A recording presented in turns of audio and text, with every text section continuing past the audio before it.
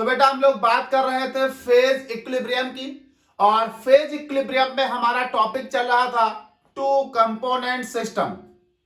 आप पिछले वीडियोस देख रहे होंगे तो आपको याद होगा कि टू कंपोनेंट सिस्टम में मैंने आपको बताया था कि जो टू कंपोनेंट सिस्टम होते हैं वो दो टाइप के होते हैं। एक वो टाइप होता है जिसमें दो कंपोनेंट आपस में रिएक्शन नहीं करते, आपस में केमिकल रिएक्शन नहीं करते, और एक वो होता है जिसमें दो कंपोनेंट आपस में केमिकल रिएक्शन करके कुछ नया कंपाउंड जनरेट करते हैं। अभी तक हमने आपको कई सारे टू कंपोनेंट सिस्टम के फेज डायग्राम पढ़ा दिए हैं, जैसे कि मैंने आपको केआई वाटर सिस्टम पढ़ा दिया है, लेड सिल्वर सिस्टम पढ़ा दिया है, बिस्मथ कैडमियम सिस्टम पढ़ा दिया है। ये सब ऐसे टू कंपोनेंट सिस्टम थे जिनमें दो कंपोनेंट आपस में रिएक्शन करके कोई नया कंपाउंड जनरेट नहीं कर रहे थे। आज हम बात करने वाले हैं एमजीजेडएन सिस्टम की। एमजीजेडएन सिस्टम उस टाइप का टू कंपोनेंट सिस्टम है जिसमें दो कंपोनेंट आपस में रिएक्शन करके एक नया कंपाउंड जनरेट करेंगे।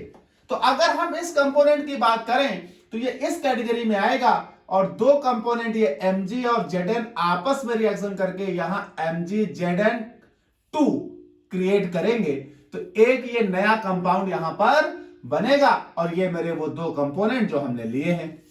तो MgZn सिस्टम एक ऐसा टू कंपोनेंट सिस्टम है जहां पर Mg और Zn आपस में रिएक्शन करके एक नया कंपाउंड बनाएंगे। ठीक है भाई, मैंने आपको इस कैटेगरी में भी दो बातें समझाई थी कि अगर टू कंपोनेंट सिस्टम में दोनों कंपोनेंट आपस में रिएक्शन करके एक नया कंपाउंड बनाए, तो वो कंपोनेंट आपस में रिएक्शन करके जब नया कंपाउंड बनाता है तो उस कंपोनेंट के केस में जो फेज डायग्राम होते हैं वो दो तरह से बनते हैं। या तो phase diagram congruent melting point के साथ बनेगा, या फेज डायग्राम इनकॉन्ग्रुवेंट मेल्टिंग पॉइंट के साथ बनेगा। तो हमारा जो MgZn सिस्टम है, इस MgZn सिस्टम में मैग्नीशियम और Zn आपस में रिएक्शन करके एक नया कंपाउंड MgZn ट्वाइस बना रहे हैं, और ये phase diagram congruent melting point के अंतर्गत आएगा। और इस फेज डायग्राम में हम लोग MgZn सिस्टम का फेज डायग्राम जब पढ़ेंगे तो यहां हमें कॉन्ग्रुवेंट मेल्टिंग पॉइंट प्राप्त होगा। चलिए भाई देखते हैं MgZn का फेज डायग्राम। बात करें अगर हम, तो हमारे पास दो कंपोनेंट हैं यहां पर Mg और Zn। तो ये मेरे पास हो गया कंपोनेंट की अगर हम बात करें तो Mg, और दूसरा मेरे पास हो गया बेटा Zn। मान लेता हूं इस पॉइंट पर Zn मेरे पास बेटा 100% है और Mg मेरे पास 0% है। इस पॉइंट पर Zn मेरे पास 0% है और Mg मेरे पास बेटा 100% है। आपको मैं पिछले वीडियोस में बार बार एक बात पढ़ा रहा हूं कि जब हमारे पास कोई भी कंपोनेंट प्योर स्टेट में होता है तो उसका freezing point actual freezing point होता है, लेकिन जब कभी भी किसी भी कंपोनेंट में कोई दूसरा इम्प्योरिटी सॉल्यूट मिला दिया जाता है तो उस कंपोनेंट का फ्रीजिंग पॉइंट गिर जाता है।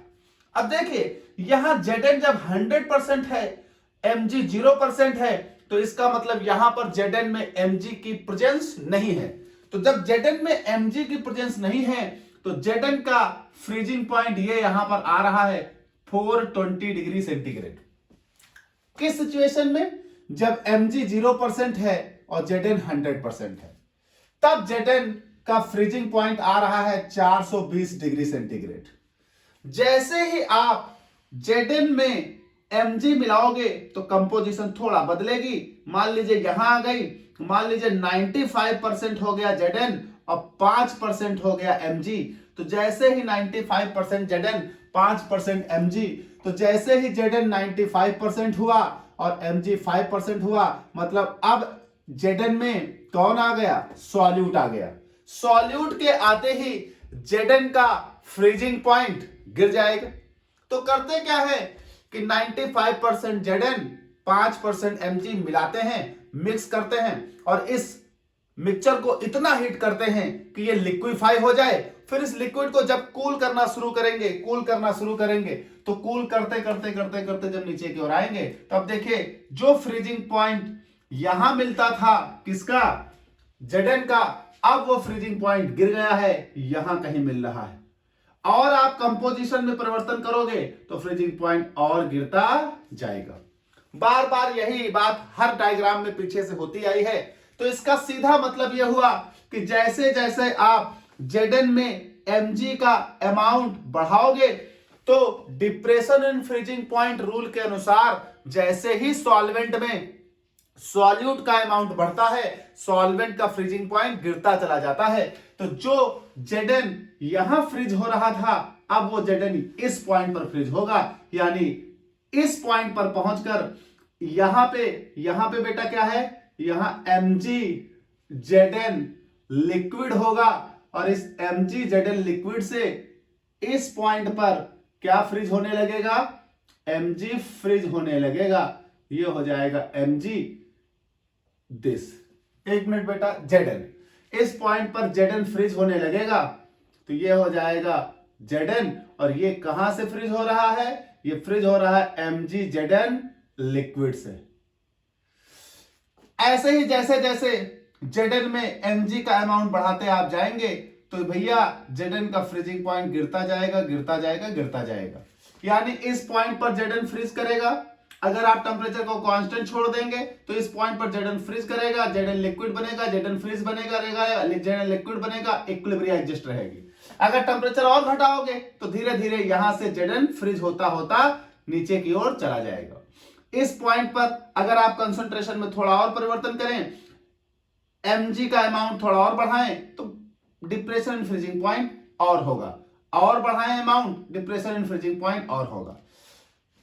चलते चलते चलते एक ऐसा पॉइंट आएगा जिस पॉइंट पर पहुंचकर अब तक जितने पिछले डायग्राम पढ़ाए हैं, इस पॉइंट पर पहुंचते ही हमारा Zn तो फ्रीज हो ही रहा था, इस पॉइंट पर पहुंचते ही हमारा क्या फ्रीज हो जाना चाहिए था, इस पॉइंट पर पहुंचते ही हमारा Mg भी फ्रीज होना चाहिए था। लेकिन यहां कुछ नया केस है, क्योंकि यहां पर दो कंपोनेंट ऐसे हैं जो आपस में रिएक्शन करके एक नया कंपाउंड बना चुके हैं। तो जब इस केस में हम इस पॉइंट पर पहुंचे तो इस पॉइंट पर Zn तो फ्रीज हो रहा है, साथ ही साथ हमने देखा इस पॉइंट पर हमें Mg को फ्रीज करते हुए प्राप्त करना चाहिए था। पिछले जितने भी टू कंपोनेंट डायग्राम पढ़ाए उसमें ऐसा ही होता था, लेकिन यहां ऐसा नहीं हुआ। यहां अब एक जो नया कंपाउंड बना था Mg Zn2, वो यहां फ्रीज कर रहा है, यानी इस पॉइंट पर आपका Mg फ्रीज कर रहा है, Zn फ्रीज कर रहा है, और दूसरा इस पॉइंट पर Mg Zn2 फ्रीज कर रहा है। अब चूंकि इस पॉइंट पर दो लोगों के फ्रीजिंग पॉइंट आ रहे हैं, इसका मतलब इस पॉइंट पर Zn सॉलिड, इस पॉइंट पर Mg Zn2 सॉलिड, और साथ ही साथ इस पॉइंट पर Mg Zn का लिक्विड, यानी इस पॉइंट पर तीन लोग मौजूद होंगे। तो ये मेरे पास क्या हो गया, ट्रिपल पॉइंट। ये जो पॉइंट बी है ये क्या कहला रहा है, ट्रिपल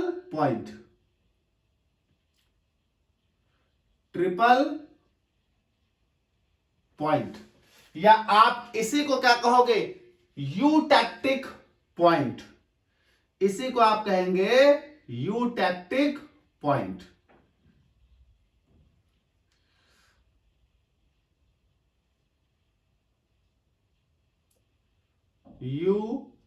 यूटैक्टिक पॉइंट। अच्छा, आमतौर पर इस यूटैक्टिक पॉइंट पर जो पिछले टू कंपोनेंट सिस्टम पढ़ाए जिसमें कंपाउंड का फॉर्मेशन नहीं हो रहा था, उसमें इस यूटैक्टिक पॉइंट पर हमारे दोनों कंपोनेंट फ्रीज करते थे।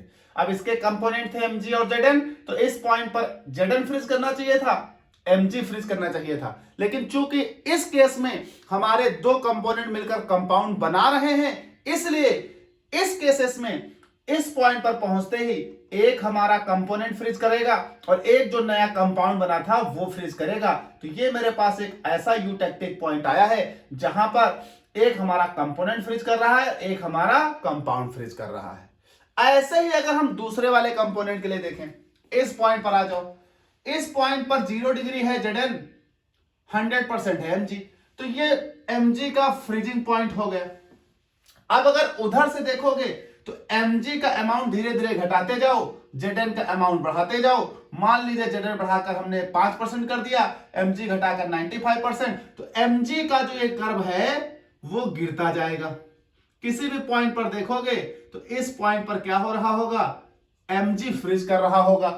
कहां से फ्रीज कर रहा होगा, Mg Zn लिक्विड से Mg क्या कर रहा होगा, फ्रीज कर रहा होगा।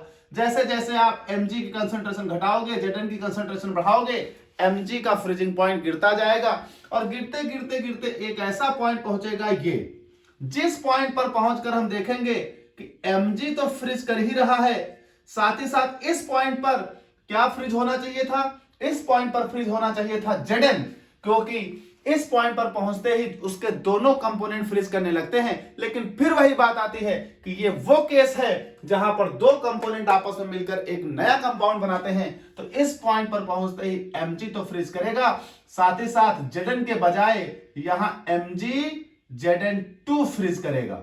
तो इस पॉइंट पर पहुंचते ही यहां दो कंपोनेंट फ्रीज कर रहे हैं, एक Mg और एक जो Mg Zn मिलकर जो कंपाउंड बना रहा था Mg Zn, यानी ये भी मेरे पास एक यूटेक्टिक पॉइंट आया है, यूटेक्टिक पॉइंट। तो ये मेरे पास एक यूटेक्टिक पॉइंट आया है B, ये मैं मेंशन किए दे रहा हूं, और एक ये यूटेक्टिक पॉइंट आया है D, ये आपका मेंशन हुआ है। तो ये दो यूटेक्टिक पॉइंट आपको यहां प्राप्त हो रहे हैं, और इन दोनों यूटेक्टिक पॉइंट के बीच में ये जो कर्व आ रहा है, ये कर्व आ रहा है Mg Zn2 का। ये वो कंपाउंड है जो Mg और Zn मिलकर आपस में रिएक्ट करके बना रहे थे एक नया कंपाउंड। इसलिए इस नए कंपाउंड के लिए यहां पर एक नया कर्व आया है। अगर ये नया कंपाउंड ना मिल रहा होता तो ये कर्व और ये कर्व दोनों एक ही पॉइंट पर लाई कर रहे होते, ये दोनों पॉइंट एक होते, और उस पॉइंट पर Zn भी फ्रीज कर रहा होता, Mg भी फ्रीज कर रहा होता, ये वाला मसला ही ना होता। अब देखिए, चूंकि यहां नया कंपाउंड बन रहा है, तो उस नए कंपाउंड के लिए जो ये नया कर्व प्राप्त हुआ है आपको, इस कर्व के किसी भी पॉइंट पर अगर आप देखेंगे, तो जैसे आप इस पॉइंट पर देख लें, तो इस पॉइंट पर यहां पर क्या हो रहा होगा कि Mg Zn लिक्विड से Mg Zn लिक्विड से फ्रीज हो रहा होगा Mg Zn2 कंपाउंड जो बना है Mg Zn2।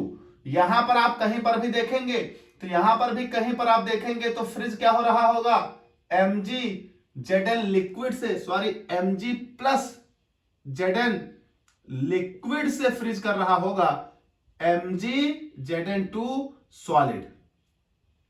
अब मुद्दा यह आता है कि इस पॉइंट पर जैसे आप कंपोजिशन बदलते जाओगे, Mg Zn2 फ्रीज करता जाएगा, फ्रीज करता जाएगा, फ्रीज करता जाएगा, एक ऐसा पॉइंट आएगा इस कर्व में, चाहे इधर से देखें या इधर से आप कंपोजिशन जब Mg की बदलो, चाहे इधर से कंपोजिशन Zn की बदलो, एक ऐसा पॉइंट आएगा जो मिलेगा मुझे 67% ऑफ Zn और 33% ऑफ Mg पर। एक ऐसा कंसंट्रेशन मुझे यहां प्राप्त होगा जिस कंसंट्रेशन पर Mg Zn आपस में रिएक्ट करके पूरी तौर से Mg Zn2 पर में परिवर्तित हो चुके होंगे।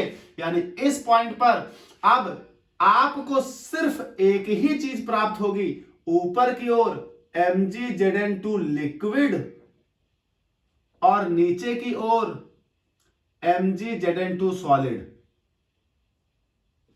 तो इस पॉइंट पर आपको ऊपर की ओर प्राप्त हो रहा है Mg Zn2 लिक्विड, सॉरी, नीचे की ओर प्राप्त हो रहा है Mg Zn2 सॉलिड। तो Mg Zn2 solid, Mg Zn2 liquid, यानी इस पॉइंट पर पहुंचते ही सिर्फ एक ही कंपोनेंट बच रहा है। क्या? क्योंकि अब इस पॉइंट पर पहुंचते ही Mg प्लस Zn नहीं बचा, अब ये Mg Zn सब रिएक्ट करके Mg Zn2 बन गया।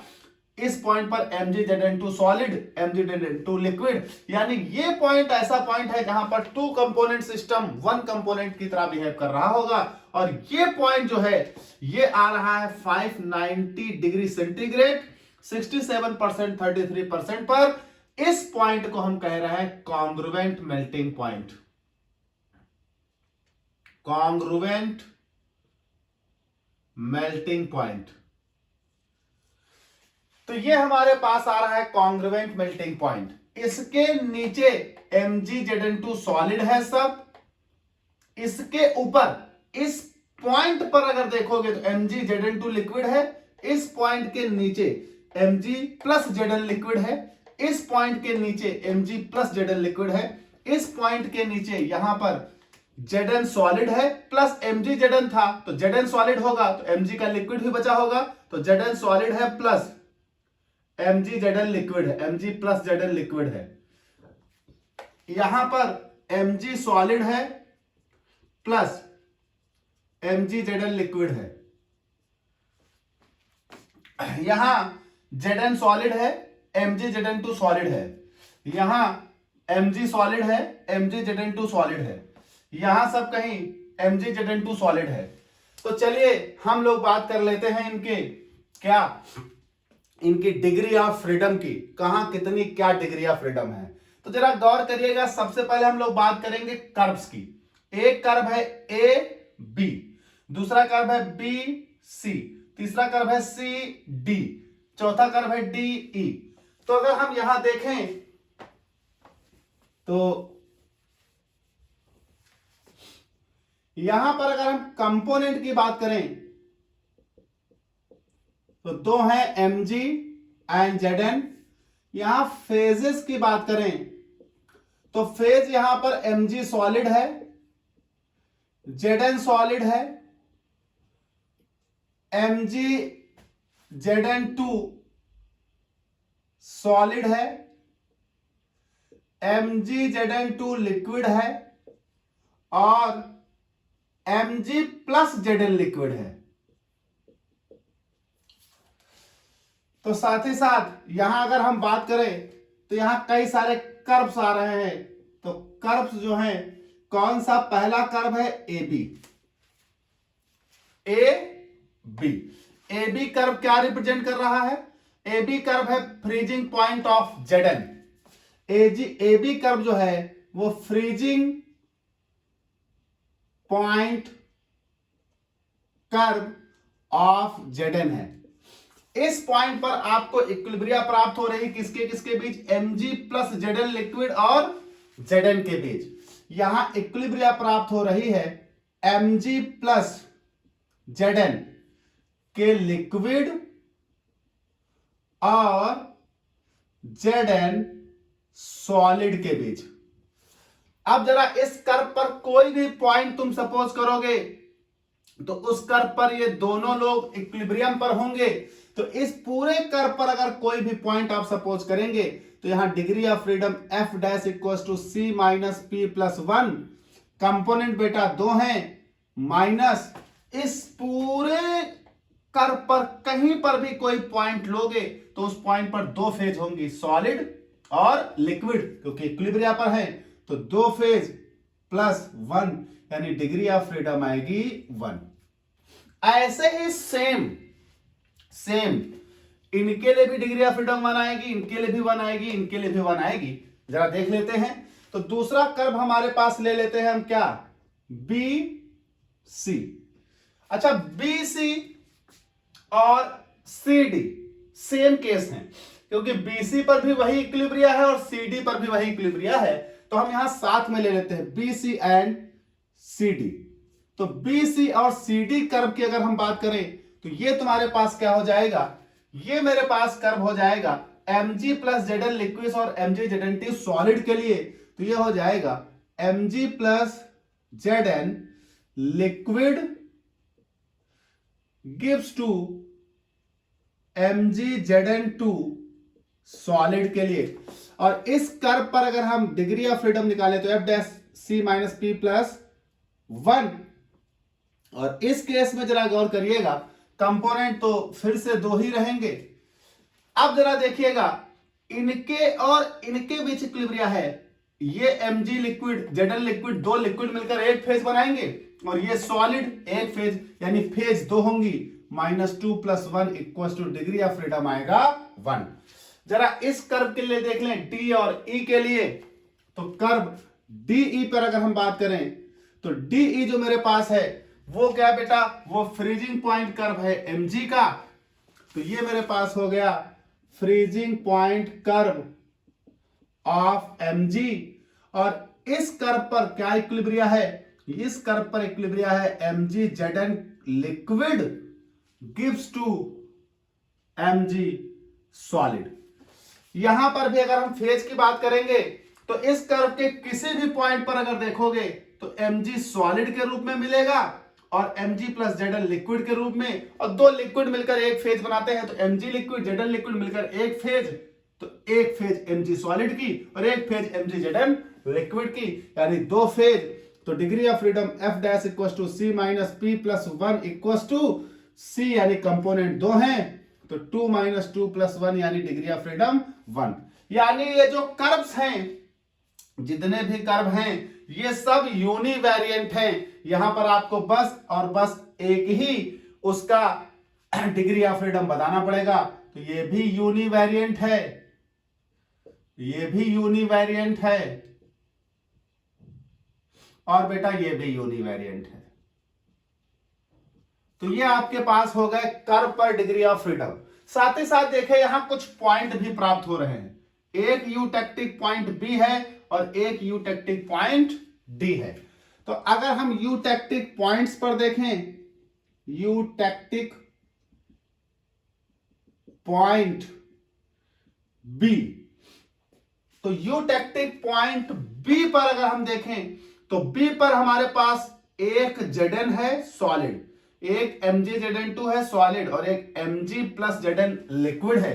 तो यूटेक्टिक पॉइंट बी पर अगर हम फेज की बात करेंगे तो तीन फेज हैं, एक Zn सॉलिड, तो यूटेक्टिक पॉइंट बी पर f' हो जाएगा c - p + 1 ये मेरे पास हो जाएगा एक Zn सॉलिड, एक MgZn2 सॉलिड और एक Mg + Zn लिक्विड।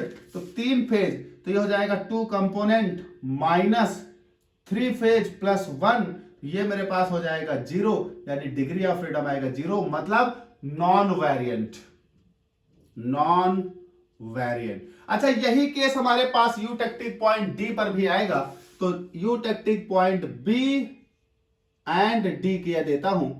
कैसे डी पर आएगा, क्योंकि इस पर भी तीन ही फेज हैं, Mg सॉलिड, MgZn2 सॉलिड और Mg + Zn का लिक्विड, लिक्विड मिलाकर एक फेज हो जाएगी, दो सॉलिड दो अलग फेज बनाते हैं तो तीन फेज। तो ये मेरे पास आ जाएगा non variant at eutectic point.